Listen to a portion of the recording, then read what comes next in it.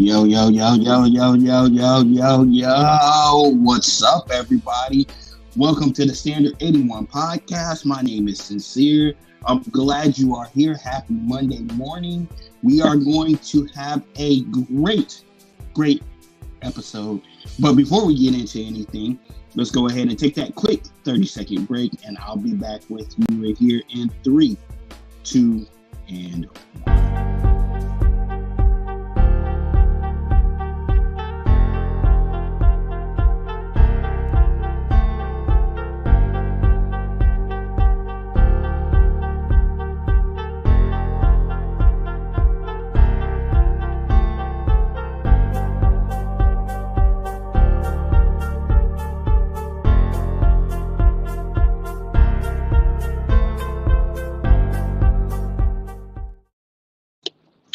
And we are back, ladies and gentlemen.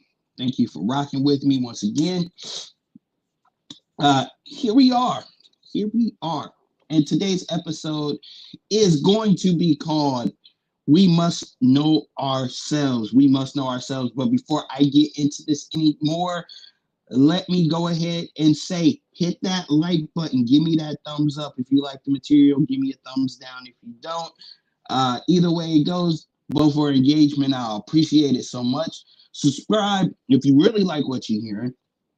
I am doing 2 live streams or 2 podcasts twice a week, once on Monday, once on Wednesday, and then anything else in between is just going to be a pop-in show.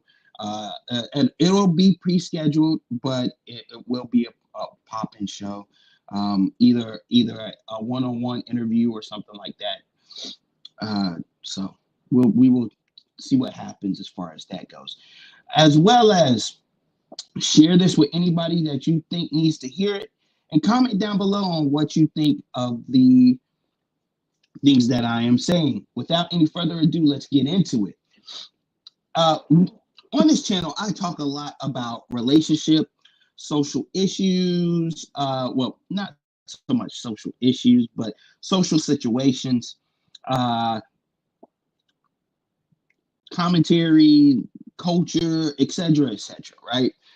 But what I have come to understand is that in order for us to fix the situations, in order for us to get the relationships, in order for us to be successful in life, we've got to first understand and recognize who we are.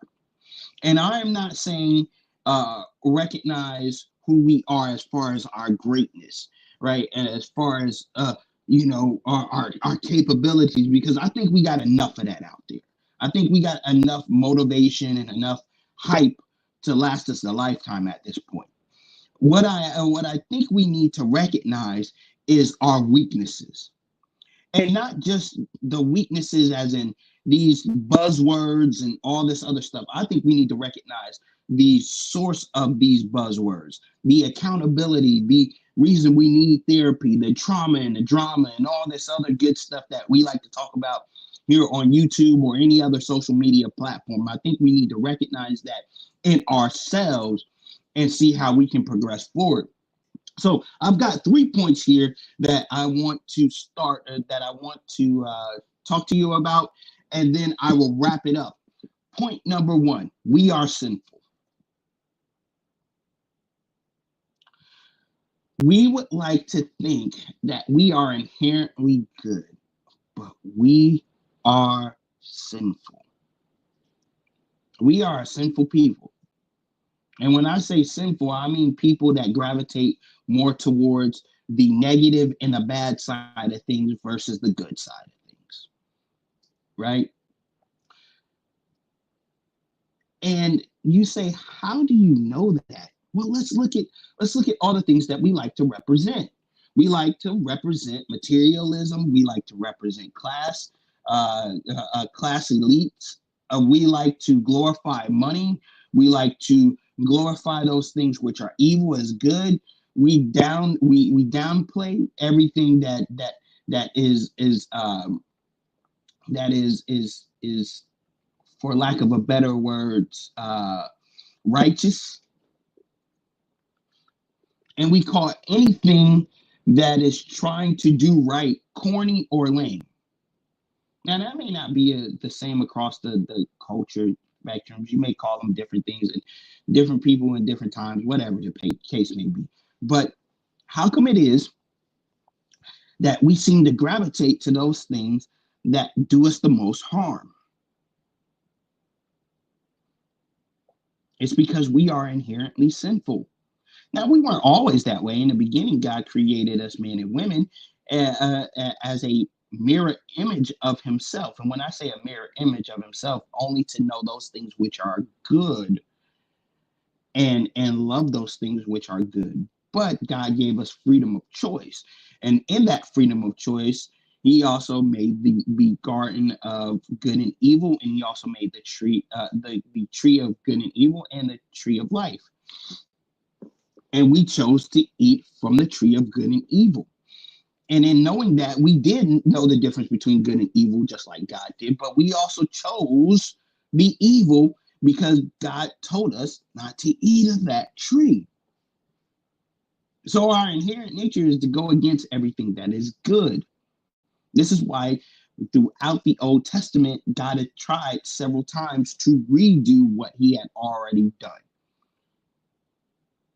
And it's not that he didn't know that this was going to happen, but he was like, maybe we can do this a whole different way. Maybe they will come to know me and know the reason and the purpose that I put them on this planet in a different way without me having to do as much. Maybe we can establish our relationship like that. Right. And just a bunny trail from this first point here real quick is the reason, part of the reason our relationships and the things that we want so badly in our lives outside of materialism, careers, and all this other stuff don't seem to be working properly is because we don't know ourselves, or at least we refuse to admit to ourselves that we are inherently evil. There's a thing on Kendra G's show. Shout outs to her. On Kendra G's show, where she says, name 3 flaws that you got to work on. And surprisingly enough, both men and women alike have a hard time just saying 3 flaws that they have to work on. But then when Kendra rebuttals and says, you don't have any flaws you got to work on, either the answer is, I can't think of any right now, or this is all I feel I need to work on, which lets me know that we think that we're not sinful. We honestly think that we are better than we really are. But if we are better than we really were, then where are the results of that? We feel like as though we have accomplished things as far as being adults that makes us higher than most. But honestly, these are things that most people should be able to accomplish and should do. But here in this day and age, we like to exalt it as though we are of a higher ilk than other people because we've accomplished these things. But yet in the things that seem to really matter to us the most, we are complete and utter failures. Why? Because we're sinful. We like those things which are evil. We don't like things that are good. Here's my next point. We need more help than we actually think. We need more help than we actually think. Which takes me back to my Kendra G example. 3 things you have to work on. Well, when you don't think you have anything to work on, you assume all you need to do is the bare minimum to work on yourself, which is I might need to go to therapy for a couple of years or a few months or a couple of weeks, and I'm good to go. Or I may need to read a book or a few books in order to deal with, or I may need to join a religion, whether it's Christianity, Muslims, whatever the case may be, and I'm good to go. No, no, no, no, no, no, no. Life is a process, it's a journey.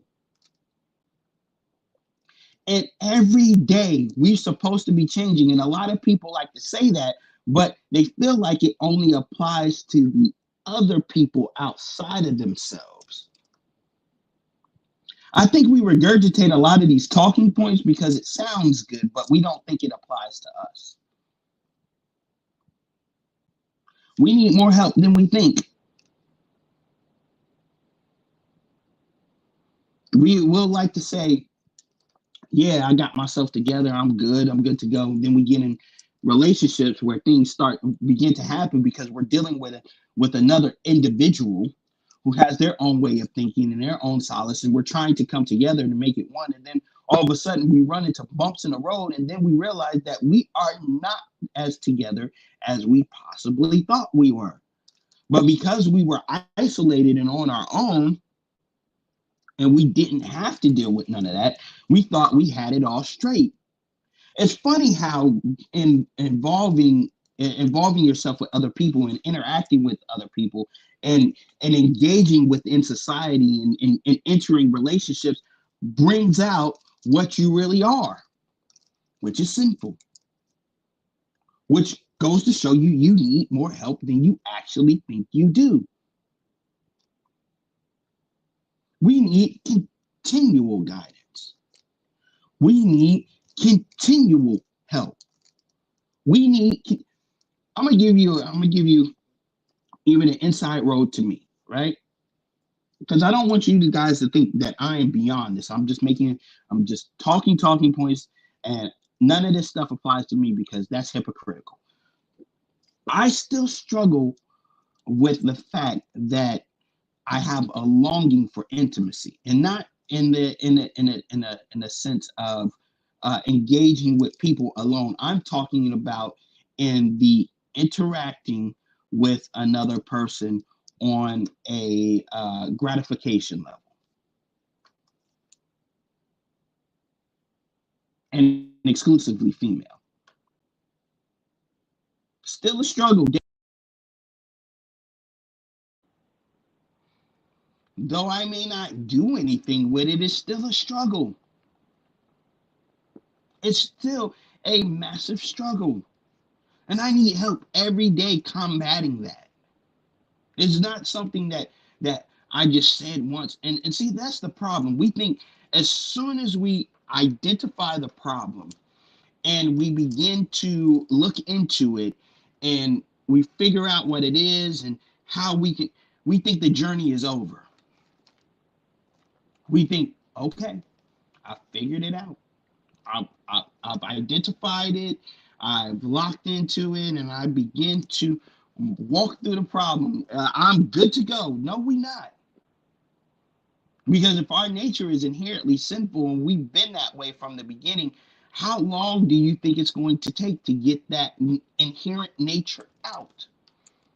It's going to take a lifetime, which unfortunately for us, we don't have a whole another lifetime to get that nature out of us, because we are just going to grow older.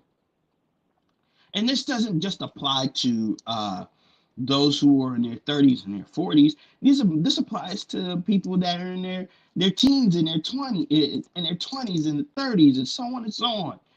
As you continue to grow in life, you are going to continue to get older. And the sad factor is, if you don't figure out these things within yourself early, you're going to have a hard time as you get older.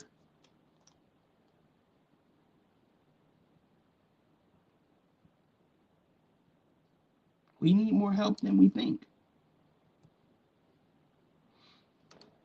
The third point, before I get to my conclusion, we need to be comfortable with being uncomfortable.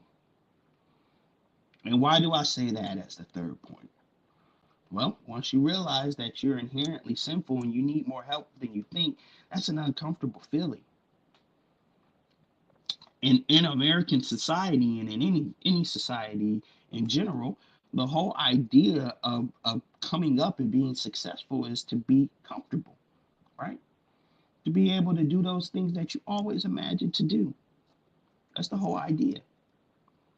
But the only way to really identify your problems and really deal with issues is to be comfortable with the uncomfortability of it all. To be able to say that, yeah, I got it all together. I'm getting better, but I don't have it all together. I've accomplished a lot, but that doesn't mean anything. There's a lot of things that I've done in my life, you're right, but I still got a ways to go. And the whole thing is we want to hide behind the things that we've accomplished, the things that we've done, and the things that people can see. But when you're all alone,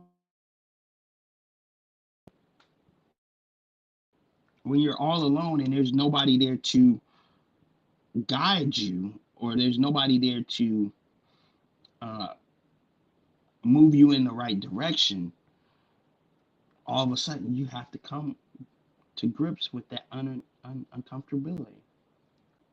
You have to come to grips with all that. There's nobody there to applaud you at that point. And you have to be okay with that. You have to settle into that. You have to be like, okay, I don't like this. This doesn't feel good. But in order for me to move forward, I got to be okay with it. I got to be all right. It's got to it's got to be something that I can sit in normally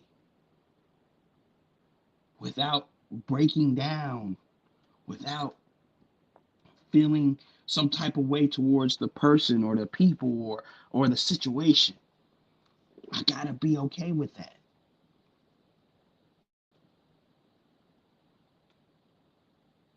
And it's something that a lot of us, including myself up to this point, had to deal with. I'm continuing to deal with that. This is not something that I'm excluding myself from. I'm telling you from experience. Like I told you, experience is a teacher. It's not always the best teacher. So I'm hoping to tell you this. I'm putting this out here, telling you this, in hopes that you can, those who are hearing this, can deal with it now before it gets to the point where you have to experience it for yourself. Because there's no reason and no need for you to have to always experience everything in order for you to get the point. Especially if the thing that you're going to experience is going to cause you more issues than it is pushing you forward.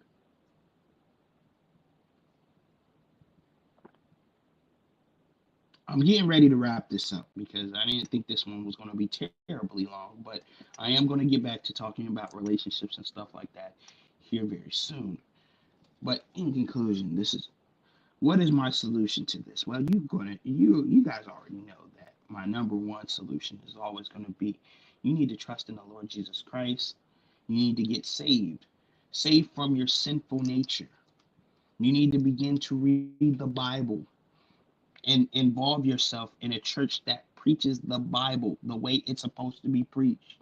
Not a prosperity gospel, not Jesus is a Santa Claus that's supposed to make the world magical and give you everything that your heart's desire. The 100% gospel, both the good and the bad about it. The blessings and the curses, the consequences and the rewards. You know that's going to be my number one. That is going to be my number one solution. What's another solution? Well, you need to sit down. You need to sit down. A lot of us like to keep busy because we don't want to sit down with ourselves. We don't want to reflect on the stuff that we have going on because that's hard. That's difficult. That's more than most of us like to do. How many of you, when's the last time that you just sat with nothing? I mean, no music, no quiet music in the background, no nothing. Just sit and let your mind go.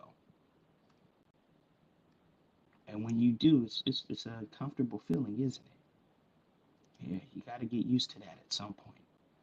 Doesn't mean you have to do it all the time, but in order for you to really know yourself, you got to get comfortable with that uncomfortable feeling.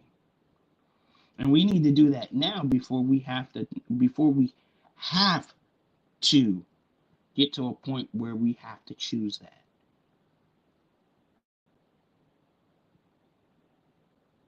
Let's do it in a time that that's available to us before you have to consider that in your life.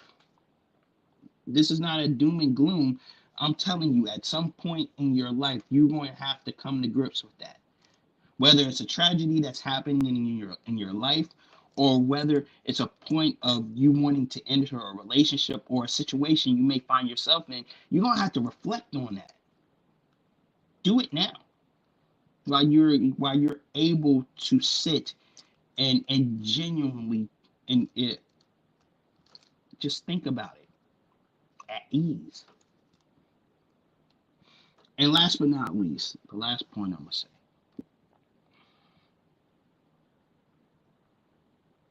is, after you do something, after you sit there, begin to do something about it. It's not enough to just recognize it. It's not enough to just identify it. Do something about it. Don't play the victim. Don't point the finger.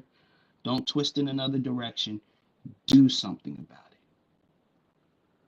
Change your circumstance. This doesn't mean change your address. This doesn't mean move away. Sometimes it may, but for the most part, them things never work.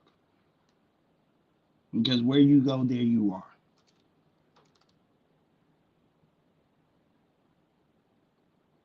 Do something about it. Therapy, church, confronting the issue, confronting the person, and not in a way of malice either. In hey, look, I need to deal with this, and the only way to deal with this is to confront you.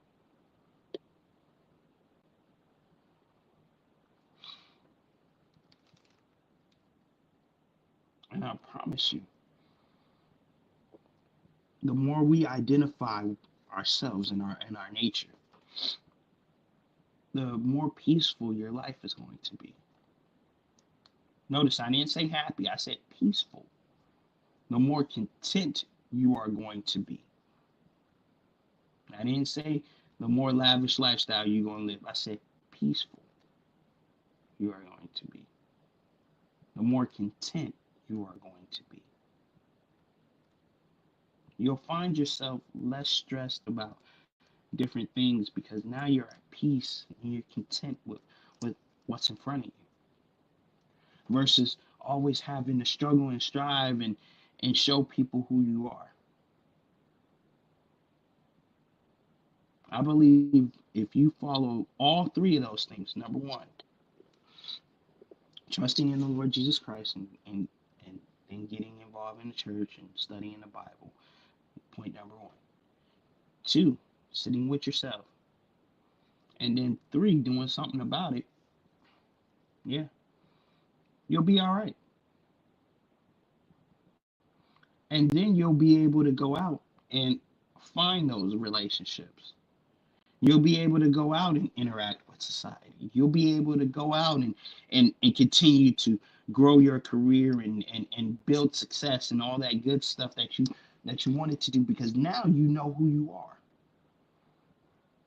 and you know why you're that way.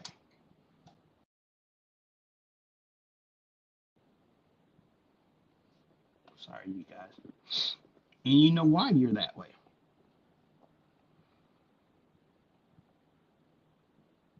And the sooner you know that, the sooner you're able to conquer. And that's all I'm going to say.